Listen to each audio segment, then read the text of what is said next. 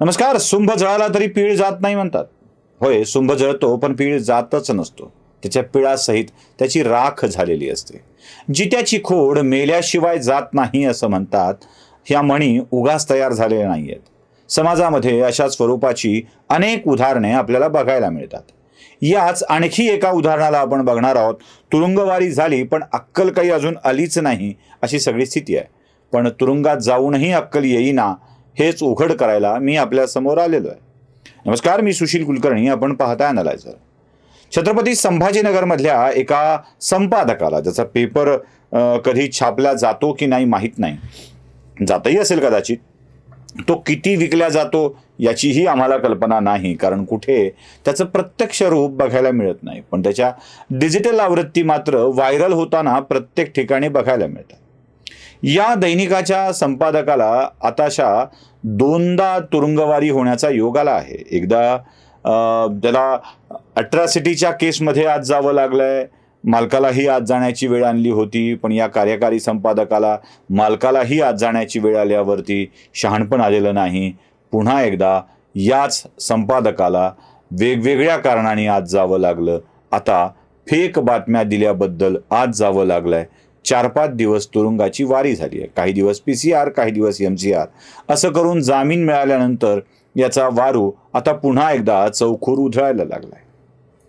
मी वर्तमानपत्रातल्या बातम्यांवरती एखाद्या विशिष्ट व्यक्तीला प्रहार करून कधी बोलत नाही, पण या व्यक्तीच्या फेक बातम्यांचा, खोट्या बातम्यांचा आता उद्रेक व्हायला लागलाय. या व्यक्तीचं वर्तमानपत्र, जे तुम्हा आम्हा सगळ्यांना माहीत आहे, मला नाव घेऊन उगाच माझं तोंड विटाळायचं नाही आहे, बदनामीचा प्रश्न नाही आहे किंवा याचा प्रश्न नाही आहे, माझं तोंड मला विटाळायचं नाही आहे. कारण या व्यक्तीच्या वर्तमानपत्राच्या आवृत्त्या निघतात 2, आणि या 2 आवृत्त्या कदाचित पु ल देशपांडेंच्या गुळाच्या गणपतीप्रमाणे सबकुछ पुलं अशाप्रमाणे सबकुछ तो कार्यकारी संपादक, मालक, मुद्रक, प्रकाशक, वाटक, पाठक, वितरक, वाचक सुद्धा एवढी त्याची स्थिती आहे. आणि हाच व्यक्ती फेसबुक, व्हॉट्सअपवरती आपली कात्रणं पाठवून त्याला व्हायरल करून, बातम्याच फेक असतात, अतार्किक असतात, त्या बातम्यांना आधार नसतो, अशा बातम्यांना व्हायरल करून तो या सगळ्या गोष्टी बोलत असतो.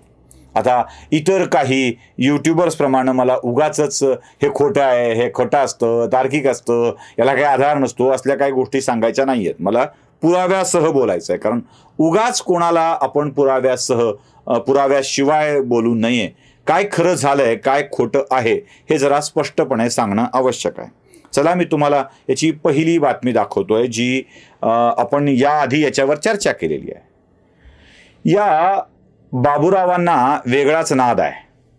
काहीतरी फेक देत राहायचं. यांनी काही वर्षभरापूर्वीच एक बातमी दिली होती, आणि ती बातमी होती बाबासाहेब पुरंदरेंच्या संदर्भाने.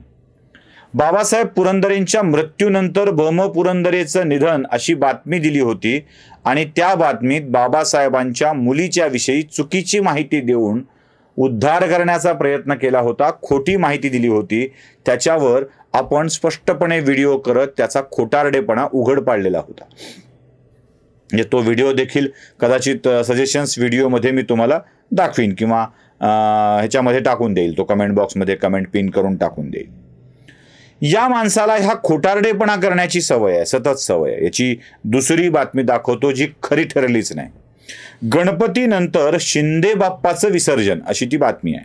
23 सप्टेंबर 2023 ही छापलेली बातमी आहे. यात तो म्हणतोय, म्हणजे बातमीतला पूर्ण भाग बघा, तुमच्या लक्षात येऊन जाईल की फडणवीस होणार मुख्यमंत्री, शिंदेंची गच्छंती, अजित पवार उपमुख्यमंत्रीच, अशा अर्थाची ही बातमी आहे. गणपती झालाय, त्यानंतर 15 दिवसाचा आपला पक्षपंधरवडा संपलाय, त्यानंतर आलेलं 10 दिवसाचं नवरात्र संपलंय, आणि दसरा उलटूनही आता कालावधी बराचसा लोटलेला आहे. याची बातमी खरी झाली का? ना फडणवीस मुख्यमंत्री झाले, ना एकनाथ शिंदेंची गच्छंती झाली. हा, एक गोष्ट मात्र खरी ठरली, अजित पवार उपमुख्यमंत्रीच.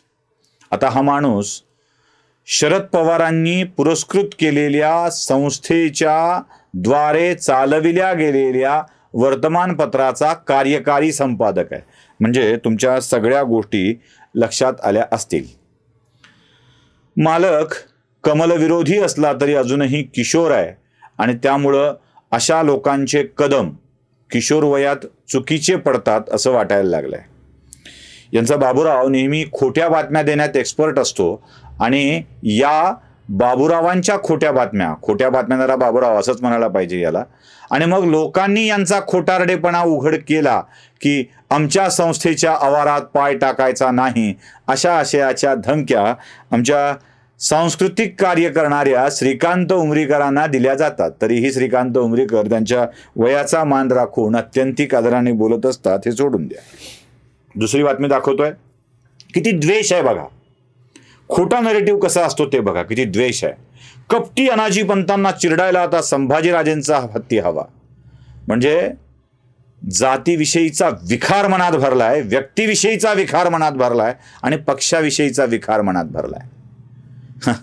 शरद पवारांचं कौतुक करता करता या माणसांना आता बाकीच्यांच्या विषयी इतका विखार मनात भरलाय की त्यांना चिरडायची भाषा हे आपल्या वर्तमानपत्रातून करत असतात.